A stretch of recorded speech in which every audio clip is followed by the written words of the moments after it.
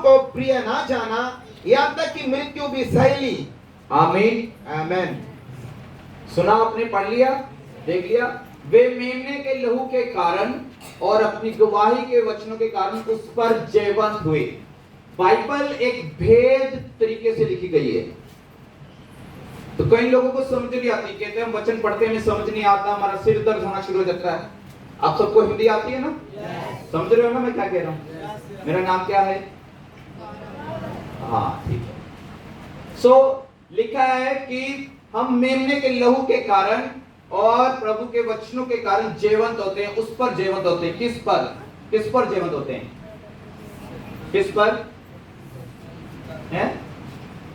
बोलो, डरते क्यों? मारूंगा थोड़े। लहू के द्वारा, मेमना मतलब यीशु मसीह। हम मेमने के लहू के द्वारा, मेमना मतलब वो नहीं बकरी का बच्चा या भेड़ का बच्चा, यीशु मसीह को मेमना बोला गया है। आत्मिक अर्थ मेमने का यीशु मसीह का बच्चा, यीशु मसीह को बोलते हैं। हालेलुया।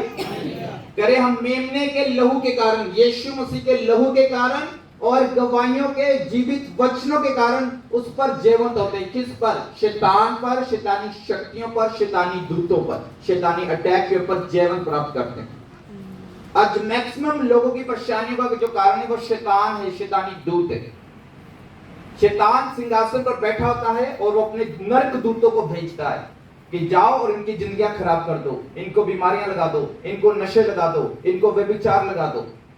पर हम उन तमाम अटैक्स के ऊपर कैसे जीत प्राप्त कर सकते हैं? बाइबल बताती है प्रकाशित वाक्य की पुस्तक में कि हम प्रभु यीशु मसीह के लहू के द्वारा और उसके जीवित वचनों के द्वारा जीवंत होते हैं अंधकार का और अंधकारता की शक्तियों के ऊपर। हालेलुया। आज के प्रचार का जो टॉपिक रहेगा, जो विषय रहेगा, वो ये है हम अपने जीवन के हर एक भाग में शैतान और शैतानी शक्तियों के ऊपर कैसे विजय प्राप्त कर सकते हैं। समझ आया आपको विषय क्या है? आज का टॉपिक क्या है? आज का सब्जेक्ट क्या है? कर सकते हैं। कोई बताएगा क्या है आज का विषय? शैतान की शक्तियों पर कैसे विजय प्राप्त? Yes, very good. ताली बजाओ परमेश्वर में। अगर आप शैतान के बारे में पता कर लो, शैतानी शक्तियां कौन कौन सी है, वो कैसे अटैक करती है, तो 50 से 90% वो उसी वक्त हार जाता है, क्योंकि वो एक्सपोज हो जाता है। और उसको कैसे हरा सकते हैं? जब आप उस तरीकों को समझ लो बिब्लिकली, तो आप वो आपके सामने ठहर ना सकेगा। हालेलुया। तो इस चीज को आपने समझना है। हालेलुया। क्योंकि ये साधारण मीटिंग नहीं है, ये साधारण प्रचार नहीं है। प्रचार मेरे से 6 घंटे करा लो, अभी खड़ा हूं, शाम तक प्रचार करता रहूंगा, कोई प्रॉब्लम नहीं है। चाहे दूसरा सेशन भी ले लो, लेकिन ये सिर्फ प्रचार नहीं है, ये भविष्यवाणी, चंगाई, छुटकारे वाला प्रचार है। इसमें मैंने प्रचार भी करना है, आपके लिए भविष्यवाणी भी करनी है, आपकी समस्या के बारे में बताना है और उसका हल भी बताना है। अगर मैं यहाँ सिर्फ 6 घंटे प्रचार करूं, यीशु मसीह चंगा करने वाला है, यीशु मसीह चंगा करने वाला है, लेकिन वो कैसे चंगा करता है, किस भाग से आपको चंगा करता है, वो भी डिटेल में मुझे बताना पड़ेगा। ये अंत का जो युग है वो भविष्यवाणी का युग है। बोलो, ये अंत का युग भविष्यवाणी का युग है। बोलो, भविष्यवाणी के आत्मा से, अभिषेक से, इस युग से आप अपने आप को अपडेट कर सकते हो। अपडेट समझते हो?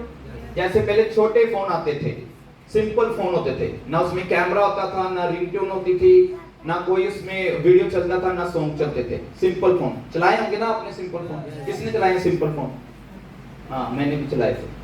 पर अब जो है टेक्नोलॉजी नई हो गई है, अपडेट हो गया। अब अपडेट समझते हो? नवीनीकरण हो गया। अब ऐसे फोन आ गए। किसके पास है ऐसा फोन? दिखाओ, किस किस के पास है? दिखाओ ना, शर्मा के रहे। मैं नहीं लूंगा, वैसे ही पूछ रहा हूँ। हाँ है, दे दो और वही छोटा चलाओ, पुराने वाला। तो क्या चलाओगे आप? आज बच्चों को भी दोगे ना, ये ले बेटा, शोर मत मचाओ, ये करो, वो भी उठा के निकलता है, मुझे वो वीडियो वाला फोन चाहिए। सो हमने इन बातों में तो अपडेट कर लिया, लेकिन वचन में भी हमने अपडेट करना है। पीछे मत देखो, थोड़ा थोड़ा आगे हो जाओ, आराम में। आपको पहले साइकिल थे, फिर मोटरसाइकिल, फिर गाड़ियां आ गई, किया ना अपडेट। ये तो नहीं साइकिल ही चलाएंगे। इसलिए आत्मा में, वचनों में भी अपडेट होना है। सिर्फ सिंपल प्रचार ही नहीं सुनना, प्रचार के साथ साथ आपने भविष्यवाणी को, हीलिंग को, छुटकारे को भी लेना है। हालेलुया। सिर्फ प्रचार सुनना है कि भविष्यवाणी भी सुननी है? बताओ। साथ साथ चंगाई भी लेनी, छुटकारा लेना है कि सिर्फ आमीन बोल के चले जाना है?